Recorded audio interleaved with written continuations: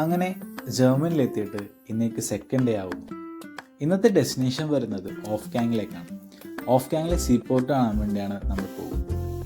ഇന്നത്തെ നമ്മുടെ travel root വരുന്നത് ബ്രമലിൽ നിന്നും ഹാംബുർഗിൽ പോകും. എന്നിട്ട് അവിടെ നിന്നാണ് ഞങ്ങൾ ഓഫ് ക്യാങ്ങിലേക്ക് പോകുന്നത്. ഡോഷ്ലാൻഡ് ടിക്കറ്റ് ഉള്ളതുകൊണ്ട് തന്നെ നമുക്ക് അൺലിമിറ്റഡ് ആയിട്ട് 1 മാസത്തേക്ക് ട്രാവൽ ചെയ്യാൻ പറ്റും. അതൊരു വലിയൊരു അഡ്വാൻറ്റേജ് തന്നെയാണ്.